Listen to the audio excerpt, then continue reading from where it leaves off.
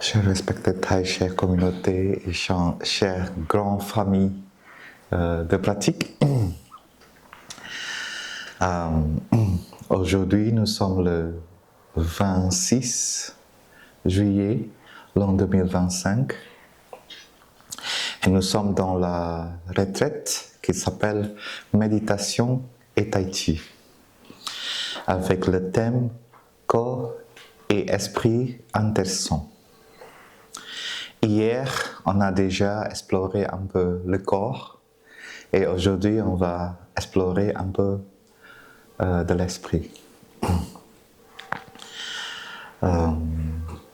Souvent, on utilise l'image de l'esprit comme un jardin, donc le jardin de l'esprit.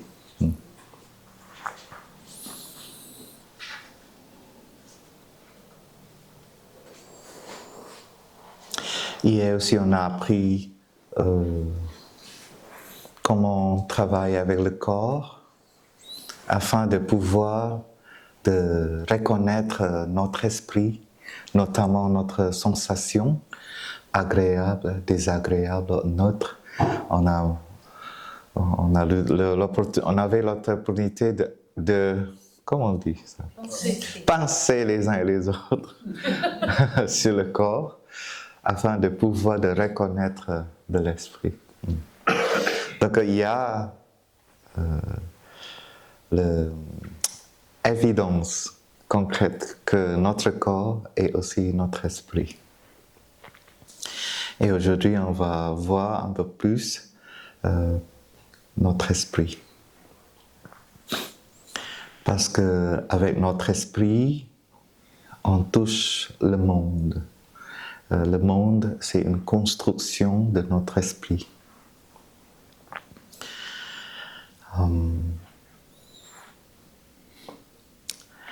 Le chanson « Je suis arrivé, je suis chez moi ». Je suis chez moi, je suis arrivé.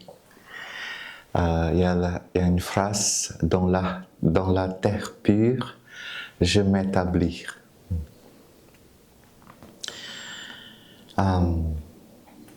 Qu'est-ce que c'est la terre pure? Hier, dans l'enseignement, on écoutait aussi le mot nirvana, n'est-ce pas? Nirvana, c'est une réalité qu'on ne peut pas percevoir. On ne peut pas utiliser notre corps de percevoir. Et aussi le corps, on ne peut pas. L'esprit aussi, on ne peut pas. Mais on peut expérimenter le nirvana dans l'ici et maintenant. Donc le nirvana du temps, c'est le interson de 3 temps, du passé, du présent et du futur. Donc quand on vit pleinement, profondément dans le moment présent, on touche aussi du passé et du futur. On peut guérir le passé et on peut aussi fait un impact pour le futur. Parce que le moment présent, l'instant présent, est haut de futur, haut de passé, haut de présence. Par exemple, aujourd'hui c'est la 3e jour, je crois, depuis que vous êtes arrivé ici, n'est-ce pas? Mais si vous imaginez jeudi, est-ce que c'est long ou c'est court, jeudi? Le jeudi dernier. C'était juste avant, se sent très loin déjà. Il y a des gens qui disent oui, il y a des gens qui disent non. Donc le temps c'est relatif. C'est comment on ressent. Donc il n'y a pas de fixe. Intellectuellement, oui. Sur le papier, oui. On peut calculer combien de temps, combien des heures. Et peut-être on est moins de... combien? Moins de... 3 jours, combien de l'heure, des heures? 72, peut-être moins de 72. Ça, c'est le concept de temps qu'on a. Mais le ressentiment de chaque personne est différent. On peut aussi ressentir que hier, c'était déjà très long. La méditation de Tai Chi le matin, hier, c'est déjà, je ne sais pas, c'est à peu près une semaine. Parce que hier, on fait beaucoup de choses, donc ça ressent que c'est déjà longtemps. Et aujourd'hui, on ressent que mercredi, c'est encore loin. Le jour de départ, c'est encore loin. Mais quand vous êtes arrivé un mercredi, on peut dire oh, très vite. Donc le temps est tellement relatif, on ne peut pas vraiment fixer entre le concept et les sentiments. Donc la thérapie, c'est à peu près comme ça. Donc quand on est là, vraiment présent, et tous les concepts ne peuvent plus exister. On ne peut plus tenir le temps. Et là, on a l'opportunité pour être présent pour ce qui est là et ce qui était. Et aussi ce qui va venir.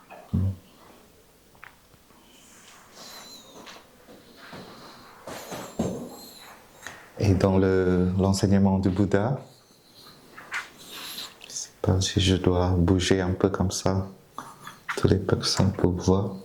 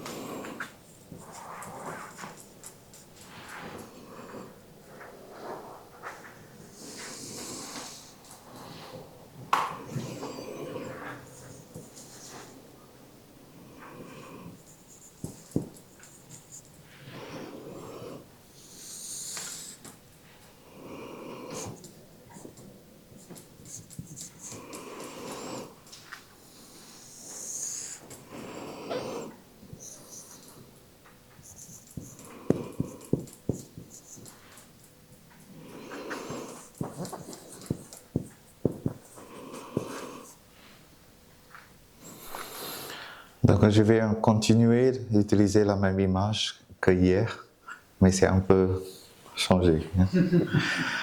Ça, c'est horizontal. Hier, c'était vertical. Et j'ai divisé pas correctement parce que la réalité aussi, ce n'est pas comme ça. Okay. C'est juste, j'ai divisé 5. 1, 2, 3, 4, 5. Okay. J'ai fait plus de ça, c'est parce que je vais expliquer plus par rapport à ça. Donc j'ai besoin un peu d'espace. Donc il ne faut pas attraper à l'image que j'ai désignée. Sinon vous pensez que la conscience est plus grande qu'un objet. Vous voyez? C'est juste pour expliquer. Hein. Ça, normalement, on dit que c'est comme un orange.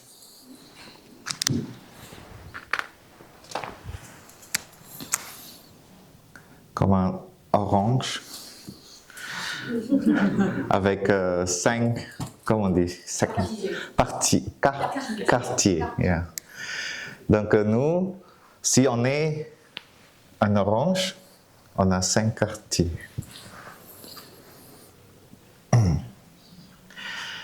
Et le corps, sensation, formation mentale, objet de mental, perception, souvent on dit, et la conscience.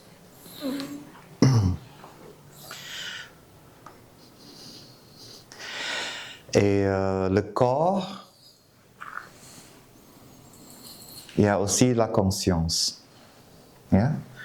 Et hier aussi, on a déjà appris que dire que ça c'est le corps et les autres c'est esprit. Parce que esprit, dans cet apprentissage, on divisait à 1, 2, 3, 4. Pour apprendre, pour comprendre. Hein? Quand dans l'apprentissage de philosophie de bouddhisme, quand on apprend comme ça, ce n'est pas pour prouver la vérité. C'est plutôt pour nous aider à comprendre et aider notre pratique. Ça, il faut souvenir ça. Hein? C'est pas pour prouver la vérité, mais c'est pour comprendre afin de pouvoir nous aider dans notre pratique. Donc on a 4 quartiers qui représentaient l'esprit et un quartier représentait le corps. Quand on dit le corps, ça veut dire les organes sensoriels, yeah? Qui est les yeux, les oreilles, le nez, la langue et le corps, le peau. Yeah? Donc c'est 1, 2, 3, 4, 5. Donc dans l'autre explication, on peut dire nous sommes construits de yeux, les oreilles, le nez, la langue, le corps, la sensation, la formation mentale, l'objet de mental et conscience. Yeah? Vous voyez l'impermanence de théorie bouddhiste? Le début, je dis 5, et maintenant combien? 1, 2, 3, 4, 5, 6, 7, 8, 9 maintenant. Donc, c'est pourquoi il ne faut pas attraper dans la vérité. Ça, ce n'est pas vérité, c'est juste pour explication. Et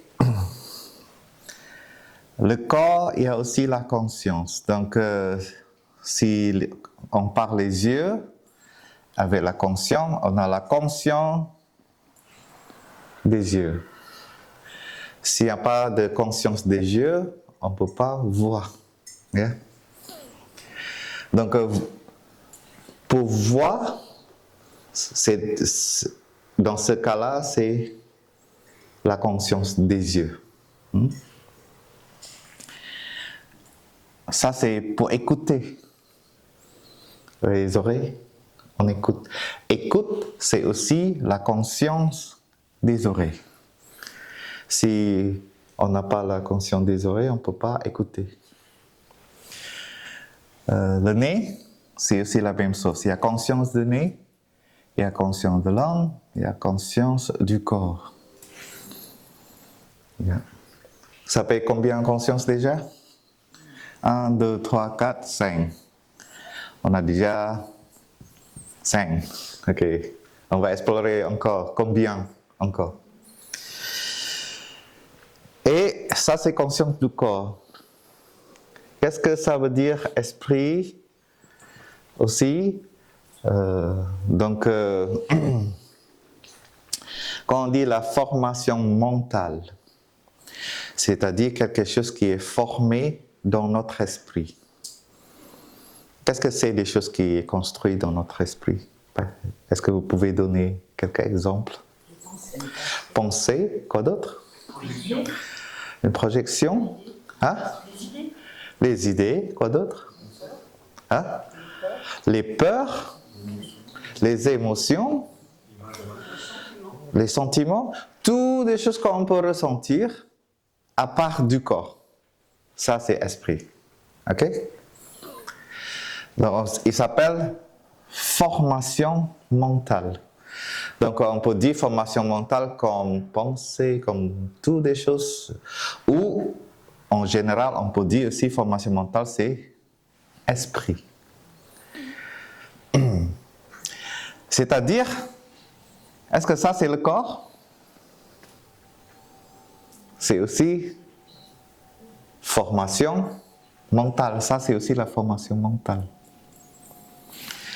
Je crois que le Bouddha divisait ça à part de formation mentale parce que ça, c'est important pour notre bonheur et pour notre souffrance, la sensation. Yeah? Et maintenant, ça, c'est le plus, comment on dit en français, tricky. Hein? Compliqué et délicat. Oh, méchant. Parce que ça casse la tête. Donc, j'ai essayé d'expliquer, de ne pas casser la tête. Hein. Si vous ne pouvez pas tenir, lâchez prise. Ok? J'ai juste parlé et vous n'avez pas besoin de comprendre. Ok? Ça, c'est comment on dit, disclaimer. Comment on dit en français, disclaimer?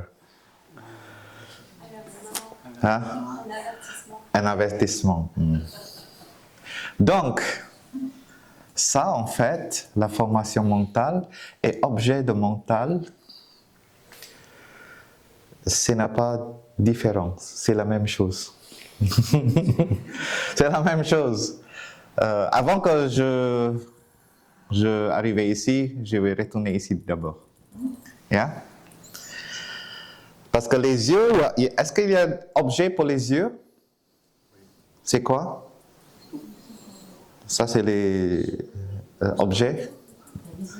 L'image, non, la forme et couleur, c'est ça? Couleur, comme ça? Oui, C-O-U. C-O-U. Couleur, ok. La forme et couleur. Ça, c'est l'objet des yeux. Une fois que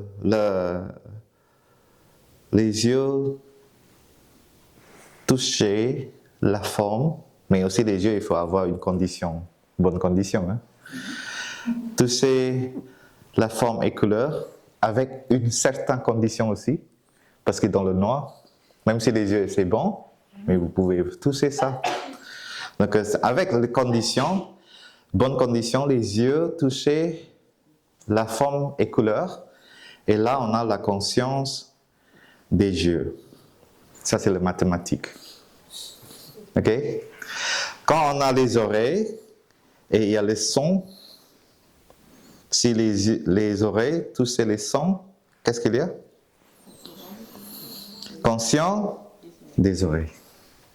Ok? Jusqu'à ici, ok? On continue. Et maintenant, la formation mentale, c'est-à-dire aussi le mental, c'est-à-dire aussi esprit. Dans la psychologie bouddhiste, la formation mentale, c'est aussi un organe sensoriel. Donc on a combien de sens? Plus le mental, on a 6. Et chaque sensoriel, il y a son propre objet. Et une fois que la sensorielle touche l'objet, il y a conscience, n'est-ce pas? Donc on a 6 sensoriels, on a 6 objets, on a 6 conscients. Ça fait combien? 6, 3 fois de 6? 18. Ça c'est la 18 conditions qui construit notre monde. Dans le bouddhisme, 18 de phénomènes. 18 phénomènes, ça c'est le monde. Ok, maintenant on va retourner ici. Mental, c'est aussi sensoriel. Et toucher son objet devenu quoi? Conscience.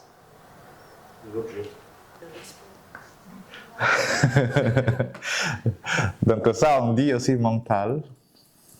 Donc mental avec l'objet de mental devenu conscience mentale, c'est correct. Conscience mentale. Yeah. Pour ceux qui sont déjà venus au village des premiers pas mal de temps, vous avez aussi un autre diagramme qui fait comme ça. On dit conscient très fond et conscient mental. Conscience mentale, c'est normalement on dit c'est le lieu où on accueille la formation mentale. Donc la formation mentale, c'est la même chose aussi. Et la formation mentale et l'objet mental, malheureusement, c'est la même chose. Si je dis,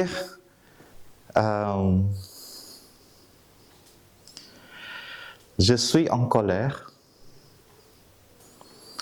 c'est-à-dire il y a une manifestation de formation mentale, n'est-ce pas? Il y a quelque chose qui manifeste en nous, qui s'appelle la colère. On dit que